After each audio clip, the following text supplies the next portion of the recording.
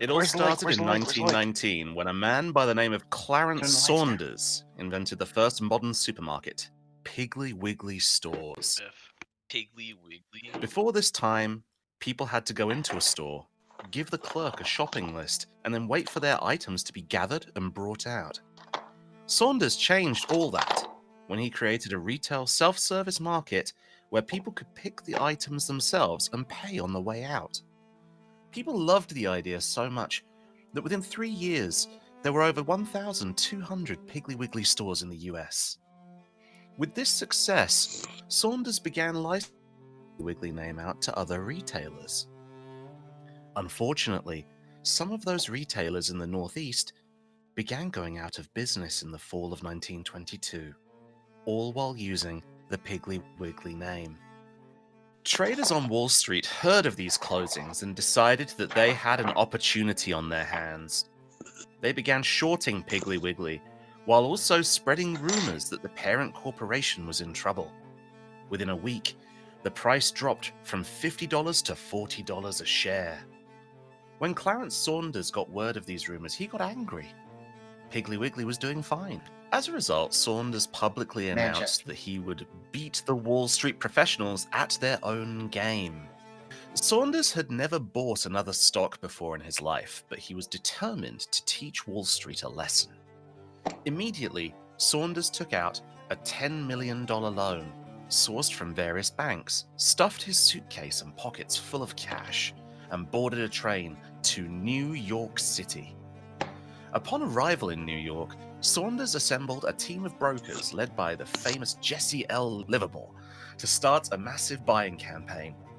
Saunders was determined that he could corner the market. As a quick aside, a corner is when an individual or group of individuals obtain enough shares of a company that they can essentially dictate the price. Saunders wanted a corner so he could force the short sellers to pay him whatever price he wanted. Remember, when someone goes short, they borrow the shares. So if the price of the stock increases, the short seller would have to go to the open market and buy whatever shares are available in order to close out their position. This is how a short squeeze works. Well, with a corner, it's even worse. The short seller goes to the open market and there is no one there to buy from except the cornerer. At this point, the cornerer can name their price. This was Saunders' end goal. Flush with cash and with only 200,000 Piggly Wiggly shares available for trading. No, I can't right now. The sexy British guy is telling a story. I'm sorry. I'll get back to you. Flush with cash and with only 200,000 Piggly Wiggly shares available for trading, Saunders began buying. On the first day, he and his secret group of traders bought 30,000 shares. Within a week, Saunders owned 105,000 shares, or more than half of those available for trading. By January 1923, Saunders' plan was working, and the price of Piggly Wiggly had risen above $60 a share. However, Saunders knew that even if he won his corner, he would need an escape plan. The problem with cornering the market occurs after you have done it. Even if you squeeze the shorts dry, how do you get your money out? If you try to sell all your shares at once, the price crashes and you are ruined. Well, Saunders knew this. So in March 1923, he offered to sell 50,000 of his Piggly Wiggly shares to the public. Yes, he was selling, but at a price of $55 a share, or about $15 below the current market price. But there was a catch. In order to buy the shares, you had to do so via an installment plan that ended December 1923, 9 months later. More importantly, you couldn't own the shares and resell them until the final payment was made, to burn the shorts. But he also needed some assurance that he could cash out. In doing the sale, he got both. Unfortunately, just as the sale was being orchestrated, Saunders' chief of staff, Jesse L. Livermore, quit after he worried that the corner wouldn't succeed.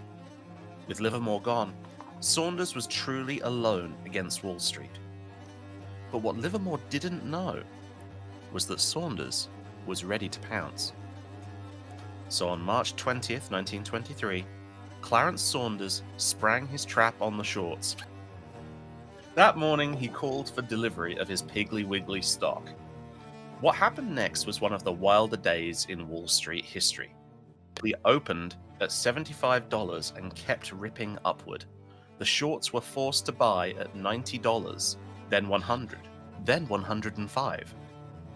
By noon, the price was $124. Though the price was rising, there was very little volume in Piggly Wiggly because there was basically no one to buy from except Saunders. The shorts were cornered and only had until the next day to deliver their shares. But then the rules changed. The governing committee of the exchange announced a suspension in Piggly Wiggly trading and an extension to the short seller's delivery deadline. Saunders countered and offered a deal of $150 a share for delivery by end of the day, Thursday, and $250 a share thereafter.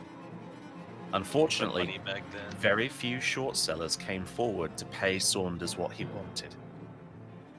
Then the governing committee delivered the death blow to Saunders. They restricted trading of Piggly Wiggly and gave the short sellers until the next Monday to deliver the shares. The extension granted by the committee gave the shorts enough time to find shareholders across the country, i.e. widows and orphans, who they could buy shares from. Instead of getting paid in dollars, Saunders got the last thing he wanted: more Piggly Wiggly shares. By the end of the day on Friday, most of his shorts had covered their positions, and Saunders was left holding the bag while still $10 million in debt. He had lost. Oh my god. Wall Street had won. While the exchange was legally allowed to halt trading of Piggly Wiggly, scholars still debate whether the extension of the short seller deadline was within their rights.